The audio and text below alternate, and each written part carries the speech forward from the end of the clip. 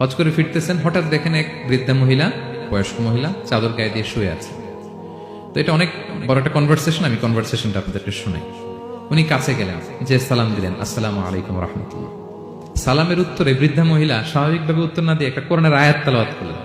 তিনি তেলাওয়াত করলেন, সালামুন কাওলাম মির রাব্বির রহিম, মানে দয়াময় প্রতিপালক আল্লাহর পক্ষ থেকে তোমার প্রতিও সালাম। এটা একটা কোরআনের আয়াত, কিন্তু এটা দিয়ে উত্তর হয়ে যায় সালামের। কি বলেন? আচ্ছা, গেল। এবার আব্দুল্লাহ ইবনে মুবারক জিজ্ঞেস করলেন, মাযা তাসনাঈনা ফি হাযাল মাকান, এখানে কি করেন আপনি, কি করতেছেন একা একা? এই প্রশ্নের উত্তরও ভদ্রমহিলা একটা কোরআনের আয়াত তেলাওয়াত করে দিলেন। উনি তেলাওয়াত করলেন, ওয়ামাই ইউদলিল ফালা হাদিয়া লাহ, মানে আল্লাহ যার পথ ভুলায় দেয় তার পথ দেখানোর কেউ নাই। মানে বুঝাইতে চাইলেন আমি পথ হারাই ফেলছি। কি বুঝাইতে চাইলেন? পথ হারাই ফেলছি, মানে উনি এমন ভাবে কোরআনের আয়াত চুজ করে যাতে উত্তর হয়ে যায়। তো এবার উনি জিজ্ঞেস করলেন, আইনা তুরিদিন, পথ হারাই ফেলছেন তো বুঝলাম, আয়াত থেকে এটা বোঝা যায়, তো আপনি কোথায় যাচ্ছেন, ডেস্টিনেশন কোথায়? উনি আবার একটা আয়াত তেলাওয়াত করলেন, সুবহানাল্লাযী আসরা বিআবদিহি লাইলাম মিনাল মাসজিদিল হারামি ইলাল মাসজিদিল আকসা। রাসূল সাল্লাল্লাহু আলাইহি ওয়াসাল্লাম মেরাজের আগে যে ইসরা হয়েছিল, মসজিদুল হারাম থেকে মসজিদুল আকসা রাসূল সাল্লাল্লাহু আলাইহি ওয়াসাল্লামকে আল্লাহ নিয়েছিলেন, এটা তেলাওয়াত করলেন। তো বুঝাতে চাইলেন আমি আপনার মতো হজে আসছিলাম মসজিদুল হারামে, আর যাচ্ছি মসজিদুল আকসা, মানে ফিলিস্তিন আমার বাড়ি। মসজিদুল আকসা কোন দেশে? ফিলিস্তিনে। আয়াত এমন ভাবে উনি পিক করেন যাতে করে উত্তর হয়ে যায়। বুঝাতে চাইলেন আমিও হজ করতে এসেছিলাম, যাচ্ছি কোথায়? ফিলিস্তিন, মসজিদুল আকসা যে দেশে আছে। তো উনিও বুঝে গেলেন যে তাহলে আপনি মসজিদুল আকসায় যাচ্ছেন। এবার জিজ্ঞেস করলেন, আনতুম মুনযু কাম ফি হাযাল মাকান, তো এখানে একা একা পড়ে আছেন কয়দিন? আবার কোরআনের আয়াত, সালাসা লায়ালিন সাবিয়া, টানা 3 দিন 3 রাত এখানে আছে, এটা কোরআনের আয়াত একটা। আবার জিজ্ঞেস করলেন উনি, মা আরা মাআকি তাআমান তাকুলিন, তো একা যে পড়ে আছেন আবার 3 দিন, তো আপনি খাচ্ছেন কি, বেঁচে আছেন কিভাবে? ভদ্রমহিলা আবার একটা আয়াত তেলাওয়াত করে দিলেন। তিনি পড়লেন, হুয়া ইউতঈমুনি ওয়া ইউসকিন, ইব্রাহিম আলাইহিস সালামের কথা, যে ওই আল্লাহ তাআলাই আমারে খাওয়ায়, আল্লাহই আমাকে পান করায়, আল্লাহ তাআলা ব্যবস্থা করেছেন আমার। এইবার উনি অবাক হচ্ছেন, আমি এত বড় মুহাদ্দিস আব্দুল্লাহ ইবনে মুবারক ইমাম বুখারীর উস্তাদ, আমি স্বাভাবিকভাবে কথা বলি আর যাই প্রশ্ন করি একটা আয়াত তেলাওয়াত করে দেয় আর ওটা দিয়ে উত্তর হয়ে যায়। কি মহিলার সন্ধান পেলাম? তো উনি বলতেছে, ফাবি আইয়ি শাইইন তাতাওয়াদ্দাইন, 3 দিন যে এখানে আছেন মরুভূমির বালুর মধ্যে, ওযু করেন কিভাবে? উনি আবার একটা আয়াত তেলাওয়াত করলেন, ফা ইন লাম তাজিদু মাআন ফাতায়াম্মামু সাঈদান তাইয়িবা, না আল্লাহ আয়াতে বলেছেন যদি তোমরা পানি না পাও পবিত্র মাটি দিয়ে তায়াম্মুম করে নিও। তো বুঝাতে চাইলেন পানি নাই তো কি হয়েছে, বালু তো আমি তায়াম্মুম করে নামাজ পড়ি। আল্লাহু আকবার। এবার উনি বললেন, ইন্না মাইয়া তাআমান আলা তাকুলিন, আমার ব্যাগে তো কিছু খাবার আছে, আপনি কিছু খাবেন? আবার কোরআনের আয়াত, সুম্মা আতিম্মুস সিয়ামা ইলাল লাইল, আল্লাহ এক আয়াতে বলেছেন তোমরা রোজা ফজর থেকে শুরু করে সন্ধ্যা পর্যন্ত পূর্ণ করো। তো বুঝালেন আমি রোজা রাখছি। কি বুঝালেন? রোজা রেখেছি। এবার উনি একটু মাসালা খাটাইতে চাইলেন, ভাবলেন যে বুড়ি তুমি আমার সাথে শুধু কোরআন দিয়ে উত্তর দিচ্ছ, দাঁড়াও তোমাকে আমি আটকাইতেছি। উনি মাসালা খাটাইলেন যে ফাকুলতু লাহা লাইসা হাযা শাহরু রমাদান, তো রোজা রাখছেন মানে এটা তো রমজান মাস না, হজ করে ফিরতেছি আমরা জিলহজ মাসের শেষের দিকে, কিসের রোজা? ওই মহিলা আবার একটা আয়াত তেলাওয়াত করলেন যে ওমান তাতাওয়া খায়রান ফা ইন্নাল্লাহা শাকিরুন আলিম, আমি রমজানের ফরজ রোজা তো রাখিনি, এখন আমি নফল রোজা রেখেছি। আয়াতের অর্থ হচ্ছে তোমরা নফল যা করো এগুলোর প্রতিদান আল্লাহ তোমাদের বুঝিয়ে দেবে। রমজান না ঠিক আছে জিলহজ, কিন্তু আমি কি রোজা রেখেছি? নফল রোজা। এইবার উনি ধরছেন মাসালা, এবার বলতেছে উবি হালান আল ইফতার ফিস সাফার, সফরে তো রোজা ভাঙা জায়েজ আছে, রোজা তো ভাঙা জায়েজ, খান একটু।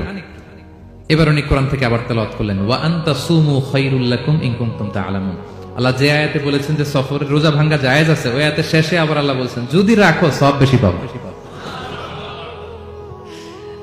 কেউ অসুস্থ হলে রোজা ভাঙবে, সফরে রোজা ভাঙবে, এই আয়াতের শেষে হচ্ছে ওয়া আনতা সুমু খায়রুল লাকুম ইন কুনতুম তা'লামুন, তবে রোজা যদি রাখো এটা ভালো যদি তোমরা বুঝতে। এবার উনি আর যাবে কোথায়? দিশেহারা হয়ে এবার জিজ্ঞেসই করে ফেলছে, লিমাদা লা তুকাল্লিমিনি মিসলা মা উকাল্লিমুকি, আচ্ছা মা এবার বলেন আমি আপনার সাথে যেভাবে কথা বলি আপনি এভাবে কথা বলেন না কেন? কিছু জিজ্ঞেস করলে কোরআনের আয়াত বলেন কেন? আমি কথা বলতেছি আপনি আমার সাথে এভাবে কথা বলেন, কিছু জিজ্ঞেস করলে কোরআনের আয়াত কেন? এটার উত্তরে উনি আরেকটা কোরআনের আয়াত উনি পড়লেন, মা ইয়ালফিযু মিন কাওলিন ইল্লা লাদাইহি রাকীবুন আতীদ, আল্লাহ বলেছেন তোমরা মুখ দিয়ে যাই বের করো এটা লিখে রাখার জন্য 2 কাঁধে রাকীব আতীদ আছে, তুলে রাখে। তার মানে আমি যে তোমার সাথে কথা বলতেছি প্রত্যেকটাই তো রেকর্ডেড হয়, রেজিস্টার্ড হয়। তো এমন কিছু বলি যেটাতে সওয়াব হয়, যেটাতে ভুল না হয়। আল্লাহু আকবার, সুবহানাল্লাহ। কি নারী ছিল, কেমন নারী তিনি ছিলেন? কি পুরো ঘটনাটা শুনবেন? হ্যাঁ, শেষ করবো ঘটনাটা। আচ্ছা, তো উনি অবাক হলেন যে কি মহিলা, এরকম মহিয়সী গরিয়সী নারীও পৃথিবীতে আছে। তো উনি বললেন, ঠিক আছে মা, আপনি যেহেতু পথ হারাই ফেলছেন, আমার উটটাকে আমি নিয়ে আসি। ফাহাল্লাকা আন আহমিলুকি আলা নাখাতি হাদিহি ফাতুদরিকিল কাফেলা, আমার উটটা নিয়ে আসি, উঠে বসেন, আমি আপনাকে এগিয়ে দিয়ে কাফেলাতে যুক্ত করে দেই। আপনি কি রাজি আমার উঠে বসবেন? আবার কোরআনের আয়াত, ওমা তাফআলু মিন খাইরিন ফাইনাল্লাহা বিহি আলিম, তোমরা যত ভালো কাজ করো আল্লাহ সেটা জানেন, মানে তোমার এই ভালো কাজ আল্লাহ জানেন, আল্লাহ এর প্রতিদান দিবেন। কলা ফানাখতু নাকাতি, আমি উট বসালাম এবং বললাম ওঠেন। উনি যখন উঠতেছে আমি এভাবে তাকায় আছি। তা আমি যে তাকায় আছি, উনি একটা আয়াত তেলাওয়াত করলেন যে কুল্লিল মুমিনিনা ইয়াগুদ্দু মিন আবসারিহিম, এর অর্থ হচ্ছে নবী হে, মুমিনদেরকে বলুন তারা যেন পরনারী থেকে তাকায় না থাকে, চোখ যেন নিচে রাখে, তারা যেন চক্ষু অবনমিত করে। মানে বুঝাতে চাইলেন যে আমি তো বেগানা নারী, পরনারী, তা আমি উঠতেছি, আপনি তাকে, সে হয়তো তাকায় আছে যে বৃদ্ধা মহিলা উঠতে যদি কষ্ট হয় পড়ে যায়। তো উনি যখন দেখতেছেন তাকায় আছে, উনি বলতেছে কুল্লিল মুমিনিনা ইয়াগুদ্দু মিন আবসারিহিম, নবী হে বলুন বিশ্বাসীদের তারা যেন চোখ নিচের দিকে করে রাখে। তো উনি লজ্জা পেয়ে গেলেন, ফাগাদাতু বাসারি, আমি লজ্জায় চোখ নামালাম। এরপর আমি বললাম ইরকাবি ওয়াকাদ আখালতু নাকাত, ওঠেন। আমি আবার ওঠে রশি ধরে টানতে আরম্ভ করলেন। ভদ্রমহিলা উঠেই আবার কোরআনের আয়াত করলেন, যেটা আমরা গাড়িতে বা কোনো বাহনে উঠলে করি। তিনি পড়তে আরম্ভ করলেন সুবহানাল্লাযী সাখখারা লানা হাযা ওয়া মা কুন্না লাহু মুকরিনিন ওয়া ইন্না ইলা রাব্বিনা লামুনকালিবুন। প্রশংসা সে আল্লাহ, যে আল্লাহ এই বাহনকে আমাদের জন্য বশীভূত করে দিয়েছেন। তিনি বশীভূত না করলে আমরা তো এটাকে বশীভূত করতে পারতাম না। আপনারা যখন গাড়ি স্টার্ট দিবেন এই দোয়াটা পড়েন তো আপনারা? গাড়ি স্টার্ট দিলে, বিমানে উঠলে, ঘোড়ায় উঠলে, যে কোনো বাহনে উঠলে এটা পড়তে হয়, কোরআনের আয়াত। তিনি বললেন, আমি এবার উঠলাম, ওটের জিমাম ধরে টানতে লাগলাম আর একটু হই হই শব্দে ওট চালাতে লাগলাম, যাতে করে তাড়াতাড়ি যাওয়া যায়। উনি কোরআনের আয়াত বললেন ওয়াকসিদ ফি মাশিক ওয়াগদুদ মিন সাউতিক, কোরআনের আয়াত, মানে তোমার চলার ক্ষেত্রে তুমি মধ্যম পন্থা অবলম্বন করো আর গলার সাউন্ডটা একটু ছোট করো। কিন্তু লোকমান হাকিম তার ছেলেকে বলেছিলেন যে বাবা তুমি যখন হাঁটবে মধ্যম পন্থায় হাঁটবে, আর শাউট করবে না, নয়েজ করবে না, কণ্ঠটাকে নিচু করবে। এই আয়াতটা উনি পড়ে দিলেন, মানে বুঝাতে চাইলেন আপনি হাজি মানুষ, হজ করে আসছেন, এইভাবে যাচ্ছেন কেন, আপনি স্লোলি যান।